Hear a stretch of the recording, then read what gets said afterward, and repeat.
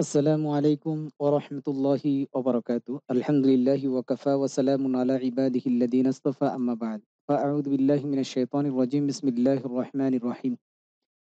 সম্মানিত তালিবে ইলম ভাই বোনেরা, আশা করি সকলেই আল্লাহ তাআলার অশেষ মেহেরবানিতে ভালো আছেন। তো আজকে বেহেশতি জিওর প্রথম খণ্ডের পরবর্তী পাঠ গোসল কা বায়ান এখান থেকে শুরু হতে যাচ্ছে। তো যারা আমরা চ্যানেলটিকে সাবস্ক্রাইব করেছি তাদেরকে অসংখ্য ধন্যবাদ। আর যারা আমরা এখনো সাবস্ক্রাইব করিনি, সাবস্ক্রাইব করে আমরা পাশে থাকার জন্য চেষ্টা করি, যাতে করে নিত্য নতুন দরজগুলো আমরা সকলের পূর্বে পেতে পারি। এবং বিশেষ করে আমরা এই দরজগুলো সোশ্যাল প্ল্যাটফর্মে শেয়ার করার জন্য চেষ্টা করব, যাতে করে অন্যান্য তালেব ইলম ভাই বোন এই দরজগুলো পেয়ে যেন তারাও কিছু উপকৃত হতে পারে। তো শুরু করা যাক। বিসমিল্লাহির রহমানির রহিম। গোসল কা বয়ান, গোসলের বিবরণ।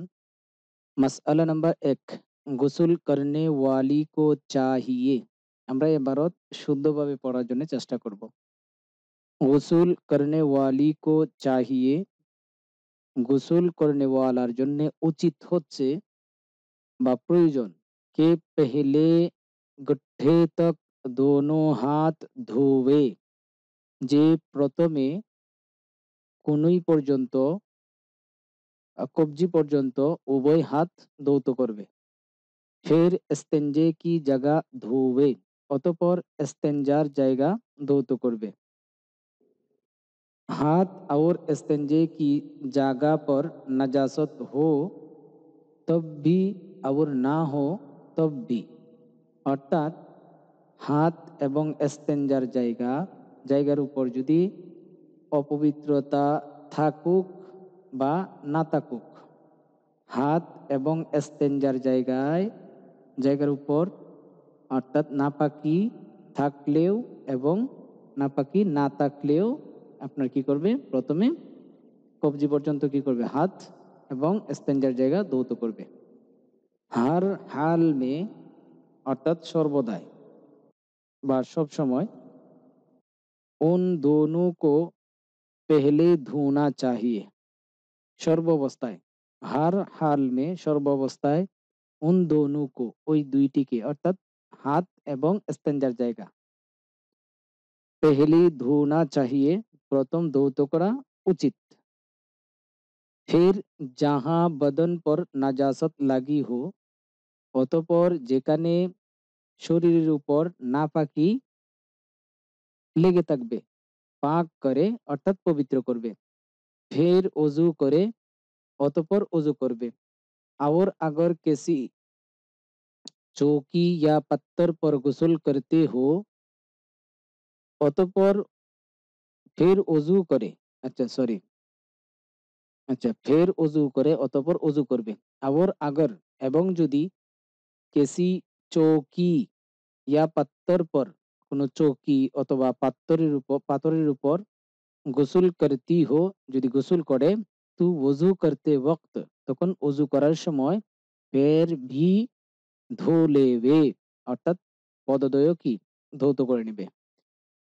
और अगर এবং যদি ऐसी जगह है, এইরকম জায়গা, কে पैर भर जावेगी, যে পা কি ভরে যাবে, অর্থাৎ এমন জায়গার মধ্যে গোসল করছে যে গোসলের পানি দিয়ে পা কি ভরে যায়।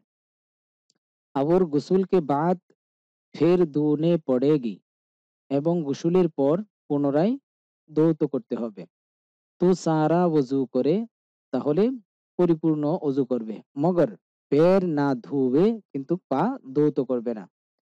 ফির ওযু কে বাদ, অতঃপর ওযুর পর 3 মর্তবা, 3 বার अपने सर पर पानी ढाले, নিজ মাথার উপর পানি ঢালবে। फिर 3 मर्तबा दाहिने कंधे पर, অতঃপর 3 বার ডান কাঁধের উপর পানি ঢালবে। फिर 3 বার बाएं कंधे पर पानी ढाले, অতঃপর 3 বার বাম কাঁধের উপর পানি ঢালবে।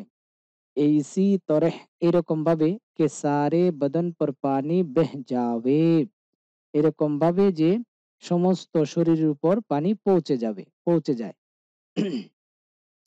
फिर उस जगह से हटकर, অতঃপর ওই জায়গা থেকে সরে গিয়ে, পাক জায়গা মে আবে অর্থাৎ পবিত্র স্থানে, আবে অর্থাৎ আসবে।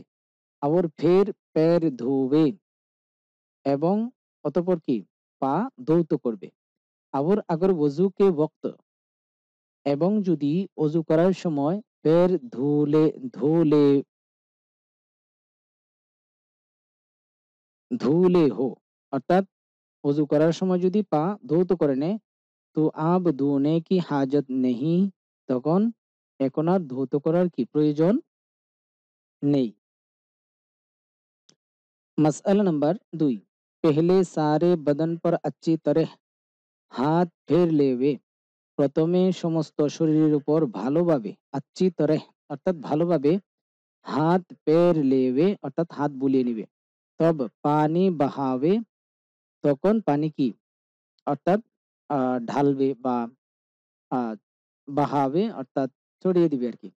তাকে যাতে করে সব কহি अच्छी तरह পানি পৌঁছ যাবে, যাতে করে সব জায়গায় সব কহি অর্থাৎ সব কানে अच्छी तरह ভালোভাবে পানি পৌঁছ যাবে, পানি যেন কি পৌঁছে যায়।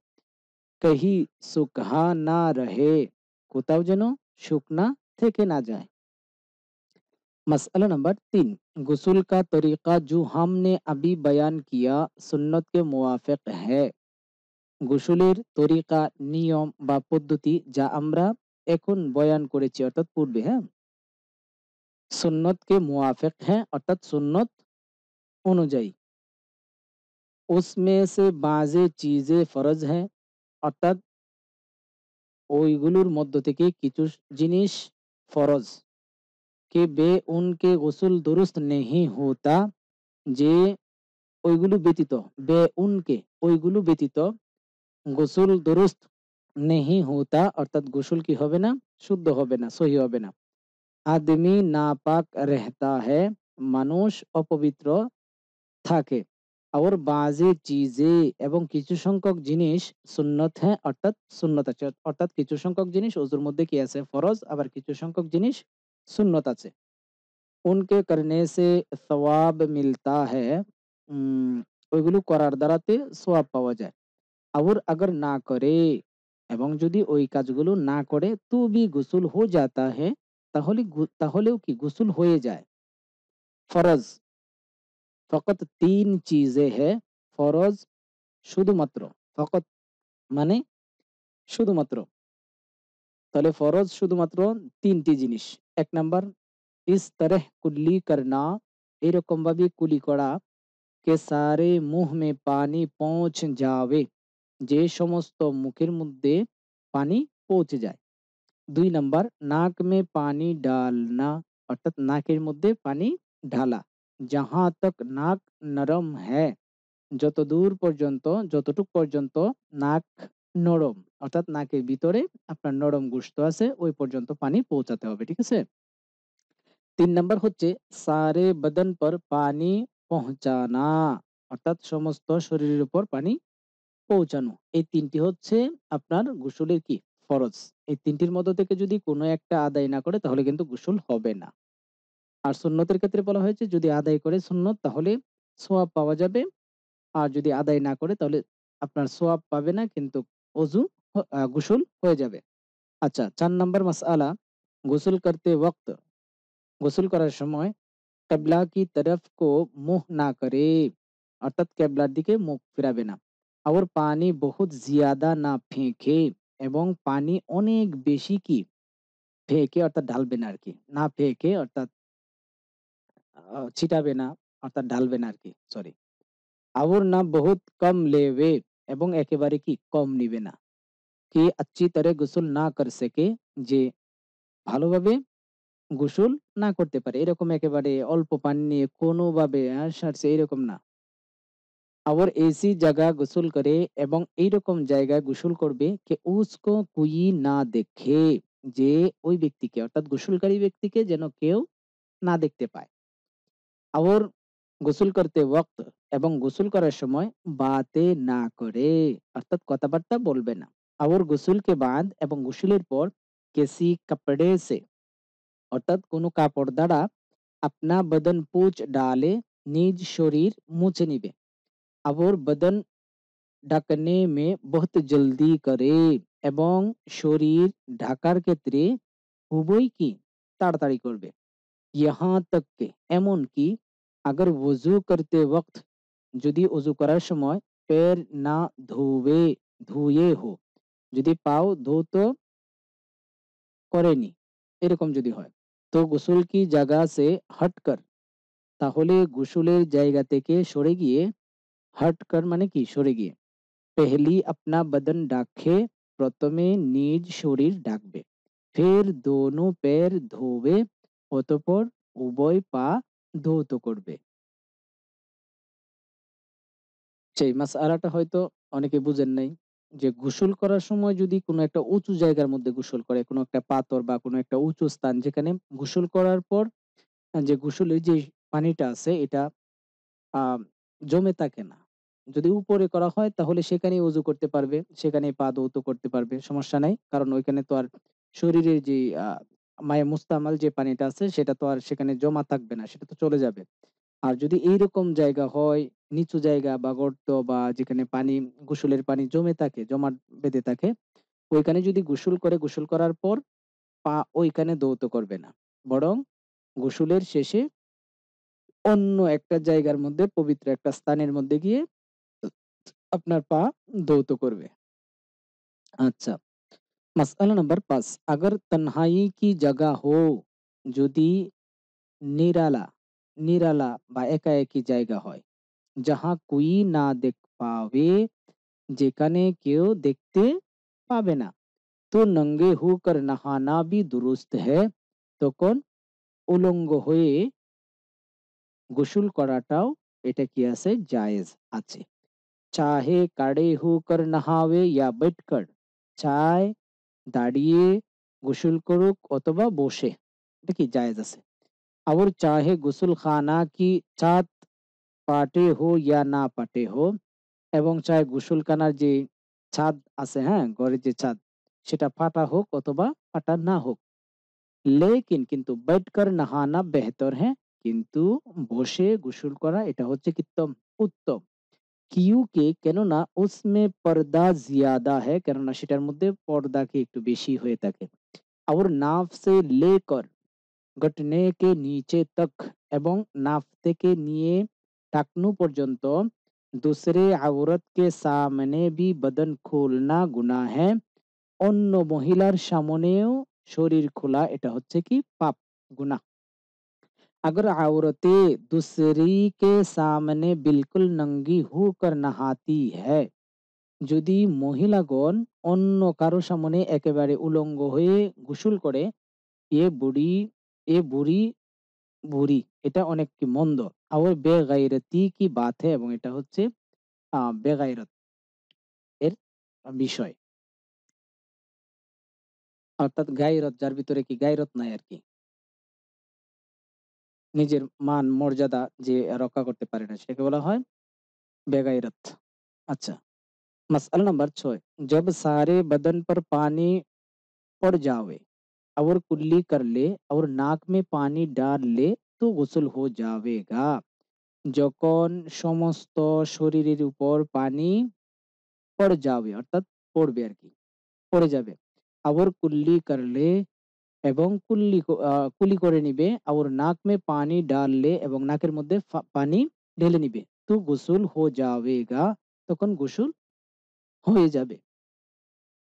चाहे গোসল करने का इरादा हो चाहे ना हो, चाहे গোসল করার ইচ্ছা হোক বা না হোক, तू अगर पानी बरसते में ठंडी होने की गरज से कड़ी हो गई, তাহলে যদি পানি আহ बरसते में অর্থাৎ পানি ডালার ক্ষেত্রে ঠান্ডি होने की गरज से অর্থাৎ ঠান্ডা হওয়ার উদ্দেশ্যের দ্বারা কাড়ি हो गई অর্থাৎ দাঁড়িয়ে গেল, ইয়া হাউজ ওয়াগैरह में गिर पड़ी, অথবা হাউজ ইত্যাদির মধ্যে যদি পড়ে যায়, और सब बदन भीग गया, এবং সমস্ত শরীর ভিজে গেল, और कुल्ली भी कर ली, এবং কুলিও করে নিল, और नाक में भी पानी डाल लिया, এবং নাকের মধ্যেও কি পানি ঢেলে নিল, তো গোসল हो गया, তখন গোসল হয়ে গেল।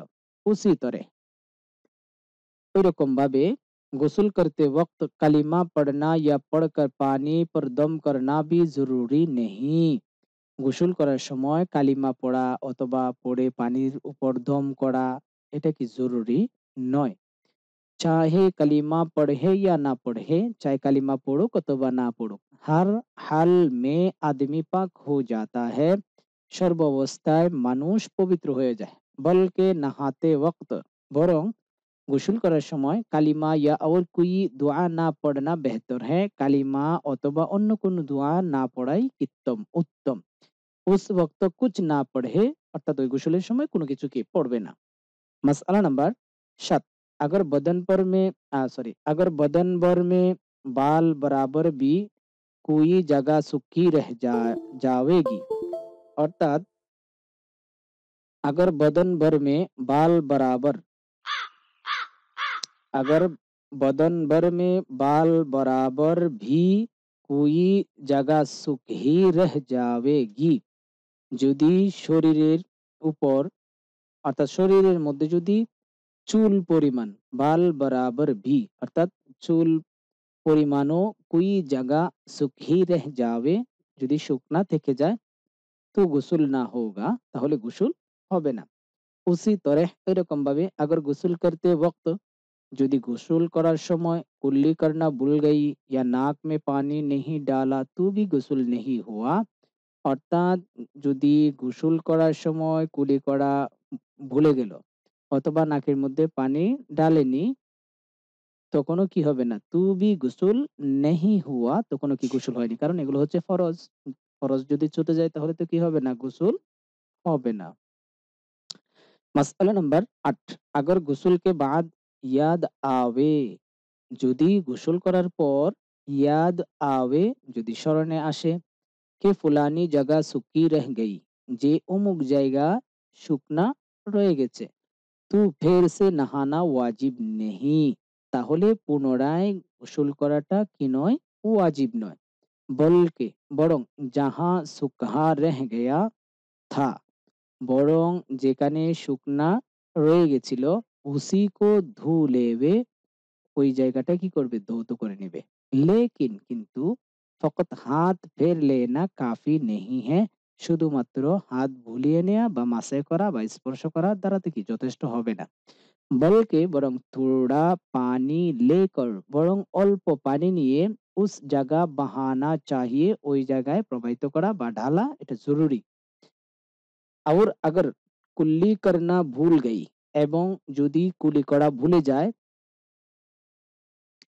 और अगर এবং যদি কুল্লি করনা ভুল গই হো তো, যদি কুলি করা ভুলে গিয়ে থাকে, আব কুল্লি করে তো আব কুল্লি করে তখন এখন কি করবে, তাহলে এখন কুলি করবে।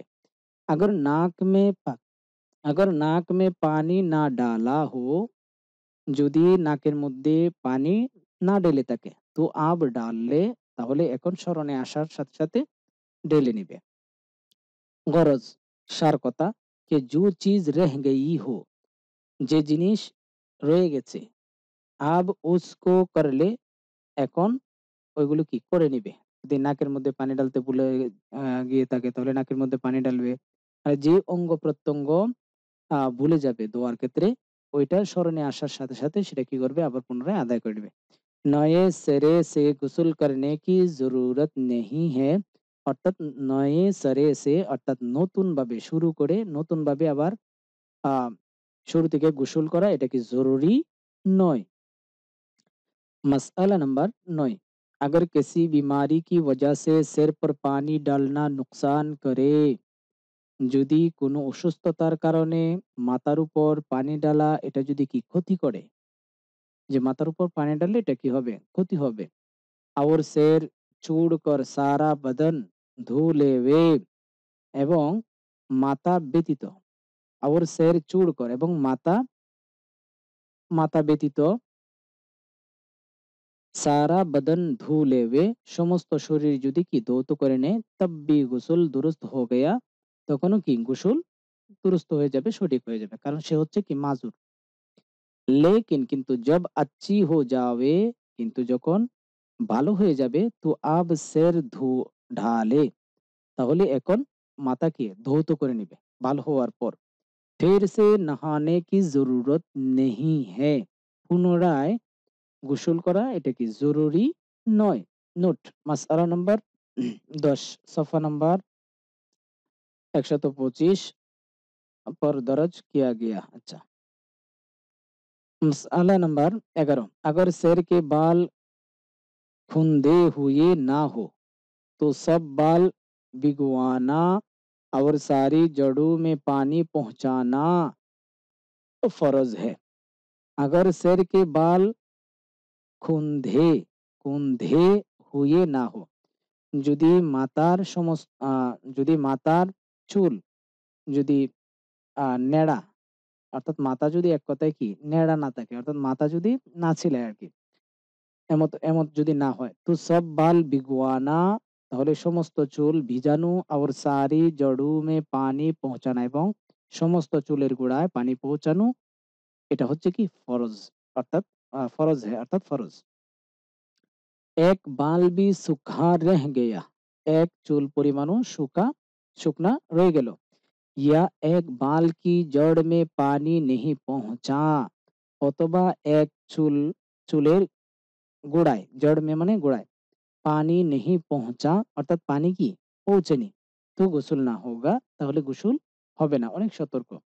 আবার अगर बाल कुंदे हुए हो, এবং যদি চুল কাটা হয় আর কি, তো বালু কা বিগওয়ানা মাফ হ্যাঁ, তখন চুল ভিজানো এটা কি মাফ, কারণ তখন তো পানি সহজে পৌঁছে যাবে। अलबत्ता অবশ্য সব জড়োं में পানি পৌঁছানা ফরজ হ্যাঁ, অবশ্য সকল গোড়ায়, চুলের সকল গোড়ায় পানি পৌঁছানো এটা হচ্ছে ফরজ। এক জড় বি সুখী না রহনে পাবে, একটি গোড়াও চুলের একটি গোড়াও যেন শুকনা থেকে না যায়। আবার আগর, এবং যদি বেখুলে সব জড়োं में পানি না পৌঁছ সকে, অর্থাৎ খোলা ব্যতীত মহিলাদের যে আপনার চুল আছে সেগুলা কি বাঁধা থাকে, বেনি গাঁথা থাকে, ঠিক আছে। তো এমত অবস্থায় যদি সমস্ত চুলের গোড়ায় যদি পানি না পৌঁছে, তো খুল ডালে, তাহলে খুলে ফেলবে। আর বালু কো বি ভিগো ভিগোয়া ভিগোয়ে ভিগাওয়ায়ে, আচ্ছা ঠিক আছে, ভিগোয়া ভিগোয়ায়ে, আচ্ছা, এবং খুলে ফেলার পর চুল সমূহকে ভিজিয়ে নিবে। আচ্ছা, মাসআলা নাম্বার 12, ইনশাল্লাহ আমাদের দরস অনেক লম্বা হয়ে যাবে পরবর্তীতে। 12 নম্বর পার্ট থেকে ইনশাল্লাহ শুরু হবে। ওকে, আসসালামু আলাইকুম ওয়া রাহমাতুল্লাহি ওয়া বারাকাতুহু।